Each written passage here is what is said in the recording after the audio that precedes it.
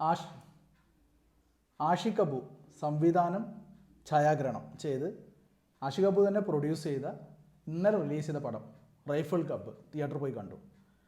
ഒരു large star cast തന്നെ ഉണ്ട്. പടത്തിലെ ട്രെയിലറിൽ കാണിച്ച പോലെ തന്നെ നിറച്ചും വെടി പുകയും നടന്നൊരു പടം തന്നെയാണ്.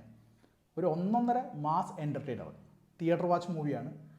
1991 കാലഘട്ടമാണ് കാണിക്കുന്നത്. മാംഗ്ലൂരിൽ വെച്ച് നടക്കുന്ന ഒരു കഥ, അതിൻ്റെ തുടർക്കഥയായിട്ട് ഇവിടെ നമ്മൾ കേരളത്തിൽ ഇടുക്കിയിൽ വെച്ച് നടക്കുന്ന ഒരു റൈഫിൾ ക്ലബ്ബിൽ വെച്ച് നടക്കുന്ന തുടർക്കഥ. അതാണ് പടത്തിൻ്റെ ഇതിവൃത്തം.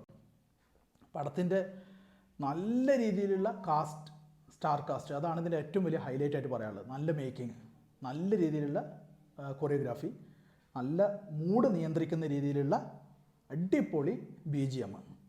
2 സോങ് ഉണ്ട്. 2 സോങ്ങും നല്ല പടത്തിനായിട്ട് മിക്സ് ചെയ്ത് എഴുകി ചേർന്ന് നിൽക്കുന്ന രീതിയിലുള്ള പടമാണ്. കിടുക്കാച്ചി പടമാണ്, ഒരു സംശയവുമില്ല. നല്ല രീതിയിലുള്ള ഓരോ പെർഫോമൻസുകൾ ഈ പടത്തിനകത്ത് കാണാം. മാംഗ്ലൂരിൽ വെച്ച് നടക്കുന്ന ഒരു സംഭവം, ഒരു ഡാൻസ് ബാറിൽ വെച്ച് നടക്കുന്ന സംഭവം, ഒരു ഇഷ്യൂ, അതിനെ ചുറ്റിപ്പറ്റിയിട്ട് അതിൻ്റെ പിന്തുടർച്ച എന്നുള്ള രീതിയിൽ നടക്കുന്ന ഇഷ്യൂസ്, അതിൻ്റെ ബാക്കി പത്രം സംഭവിച്ച് കൂട്ടുന്നതൊക്കെ ഇടുക്കിയിൽ വെച്ചിട്ടാണ്. ഇടുക്കിയിൽ ഒരു റൈഫിൾ ക്ലബ്ബിൽ വെച്ചിട്ട്. അതാണ് ഈ പടത്തിൻ്റെ ബേസിക് ഇതിവൃത്തം. ഫുള്ളി പാക്ഡ് ആക്ഷനാണ്. നല്ല രസത്തിലുള്ള ഗൺ ഷോട്ട് സീനുകൾ കാണാൻ പറ്റും. ഫുള്ള് വെടി പുക കാര്യങ്ങൾ. അത് സാധാ രീതിയിൽ നമ്മൾ പഴയകാല പടത്തിലൊക്കെ കണ്ട് മറന്ന മാതിരിയുള്ള വെടി വെച്ച് കഴിഞ്ഞാൽ ഇവിടെ രക്തം വരുന്ന രീതിയിലുള്ള സീനുകളൊന്നുമല്ല. ടക്കെന്ന് പറഞ്ഞാൽ വെടി വെക്കുന്ന അതിനനുസരിച്ച് ആ ബ്ലഡ് അങ്ങോട്ട് തൂറ്റി വരുന്ന രീതിയിലുള്ള, ചീറി വരുന്ന രീതിയിലുള്ള സീനുകൾ, കറക്റ്റായിട്ടുള്ള എങ്ങനെയാണ് റിയൽ ലൈഫിൽ വെടി കിട്ടി കഴിഞ്ഞാൽ ഒരാൾക്ക് അത് അഫക്റ്റ് ചെയ്യാന്നുള്ള രീതിയിലുള്ള സീനുകൾ, അങ്ങനത്തെ ഓരോരോ സംഭവങ്ങൾ നല്ല രസത്തിൽ തന്നെ എടുത്തു വെച്ചിട്ടുണ്ട്. ഇതിലെ മേക്കിങ്ങിനാണ് നമുക്ക് 100ൽ 100 മാർക്കും കൊടുക്കേണ്ടത്. അതിനെ കോംപ്ലിമെൻറ്റ് ചെയ്യാൻ പാകത്തിലുള്ള BGM ഉണ്ട്, സോങ്സ് ഉണ്ട്, നല്ല പെർഫോമൻസ് ഉണ്ട്. ദിലീഷ് പോത്തനൊക്കെ ഈ പടത്തിനകത്ത് അങ്ങനെ പെർഫോം ചെയ്തിട്ടുണ്ട്. അത്രക്കും മാസമായിട്ട് അദ്ദേഹം ചെയ്തു വെച്ചിട്ടുണ്ട്. പിന്നെ വിനീത് കുമാറിൻ്റെ റോള്, ഒരു ആക്ടറായിട്ട് അഭിനയിക്കുന്നത്, അദ്ദേഹം ആ റോള് ഗംഭീരമായി ചെയ്തു വെച്ചിട്ടുണ്ട്. റംസാൻ ആക്ടർ കം ഡാൻസർ, പുള്ളിക്കാരൻ്റെ പെർഫോമൻസ് നല്ലതാണ്. പിന്നെ എടുത്തു പറയേണ്ട ഒരുപാട് പെർഫോമൻസ് ഉണ്ട്. ദർശന രാജൻ്റെ പെർഫോമൻസ്, പണ്ടത്തെ വെറ്ററൻ നടി നമ്മളുടെ വാണി വിശ്വനാഥിൻ്റെ ഗംഭീര ഒരു തിരിച്ചുവരവാണ് ഈ പടത്തിൽ എനിക്ക് തോന്നിയത്. സുരേഷ് കൃഷ്ണ പെർഫോമൻസ് ആണെങ്കിലും ശരി. സുരേഷ് കൃഷ്ണ അതിനകത്ത് ഒരു പിന്നെ ഈ റൈഫിൾ ക്ലബ്ബിലുള്ള ഒരു സർജൻ കൂടെയാണ്, ഒരു ഡോക്ടറും കൂടെയാണ്. പുള്ളിക്കാരന് അതിനകത്ത് ഈ പടത്തിനകത്ത് ഒരു ഇമ്പോർട്ടൻറ്റ് റോൾ ഉണ്ട് താനും. പിന്നെ എടുത്തു പറയേണ്ടത് ഇതിനകത്തുള്ള വില്ലൻ കഥാപാത്രമായിട്ട് അഭിനയിച്ചിട്ടുള്ള അനുരാഗ് കശ്യപാണ്. അനുരാഗ് കശ്യപിനൊക്കെ നമുക്കറിയാം, മഹാരാജ എന്ന പടത്തിൽ വിജയ് സേതുപതിയുടെ കൂടെ എങ്ങനെയാണ് അദ്ദേഹം സ്കോർ ചെയ്തിരുന്നത്. ഈ പടത്തിൽ ഗംഭീരമായിട്ട് ചെയ്തു വെക്കാനായിട്ട് അനുരാഗ് കശ്യപിന് കഴിയുകയും ചെയ്തിട്ടുണ്ട്. അനുരാഗ് കശ്യപിൻ്റെ 2 മക്കളിൽ ഒരാൾ മരണപ്പെടുന്നു. അപ്പോൾ അതിൻ്റെ പ്രതികാരം എന്നോണം നാട്ടിലേക്ക്, ഇടുക്കിയിലേക്ക് വരിക. അതാണ് ഇതിൻ്റെ ബേസിക് ഇതിവൃത്തം. അപ്പോൾ അതിനകത്ത് ഒരു മകനായിട്ട് അഭിനയിച്ചിട്ടുള്ളത് നമ്മുടെ ഹനുമാൻ കൈൻഡാണ്. ഹനുമാൻ കൈൻഡ് ആ റോള് കൊടുത്തത് അത്രക്കും ഭദ്രമായിട്ട് നൈസായിട്ട് ചെയ്തു വെക്കാനായിട്ട് ഹനുമാൻ കൈൻഡിന് കഴിയുകയും ചെയ്തിട്ടുണ്ട്. വില്ലൻ കഥാപാത്രം എന്ന് പറയുന്നത്. പിന്നെ ഇതിനകത്തുള്ള ഹണ്ടിങ് സീക്വൻസസ് കുറേ ഉണ്ട്.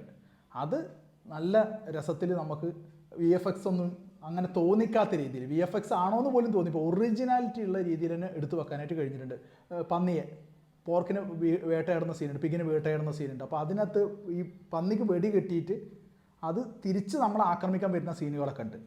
വെടി കെട്ടി കഴിഞ്ഞതിന് ശേഷം ആ പന്നി അറ്റാക്ക് ചെയ്യാൻ വരുന്ന സീനുണ്ട്. അതും നല്ല രസത്തിൽ തന്നെ എടുത്തു വെക്കാനായിട്ട് കഴിഞ്ഞിട്ടുണ്ട്.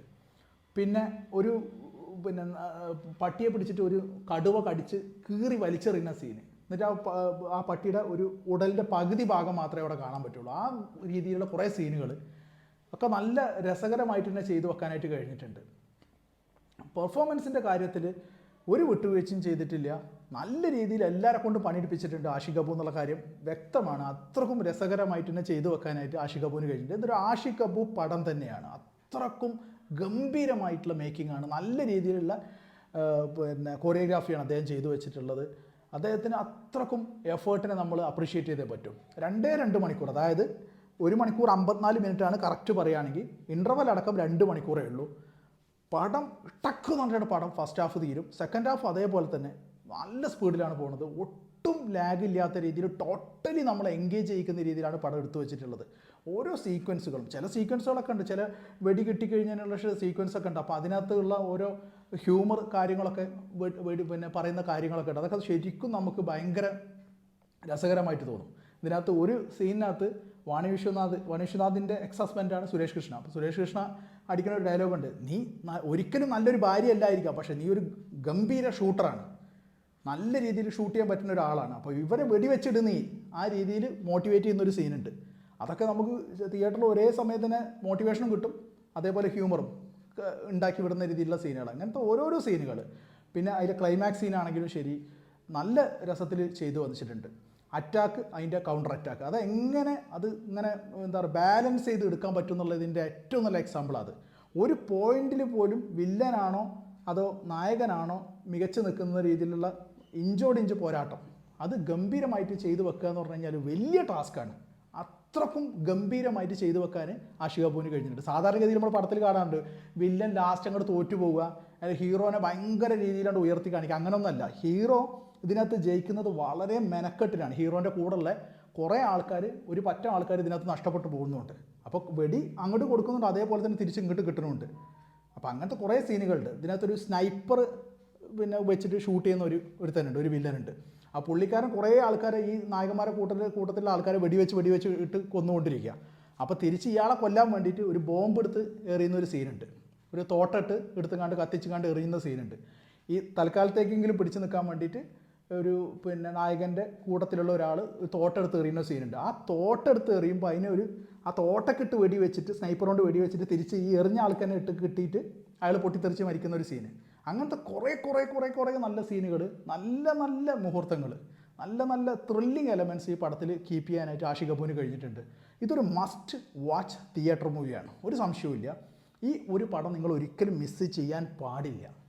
കാരണം ഇത്രക്കും നല്ല രീതിയിലുള്ള ഒരു മേക്കിംഗ് ഒക്കെ മലയാള സിനിമയിൽ ഉണ്ടായിട്ടുണ്ടോ എന്നുള്ള സംശയമാണ്. ഒരു ആക്ഷൻ മൂഡിലുള്ള നല്ല ഫാസ്റ്റായിട്ട് പോണ ഒരു ഹോളിവുഡ് ലെവലിലെ മേക്കിംഗ് നമുക്ക് എക്സ്പെക്റ്റ് ചെയ്തൊരു മെക്സിക്കൻ മൂവി കാണുന്ന രീതിയിൽ നമുക്കിത് കണ്ട് എൻജോയ് ചെയ്ത് വളരെ ത്രില്ലടിച്ചിട്ട് പോകാൻ പറ്റുന്ന രീതിയിൽ പടമുണ്ട്. ഒരു must watch theatre movie. 9 out of 10 score കൊടുക്കാം.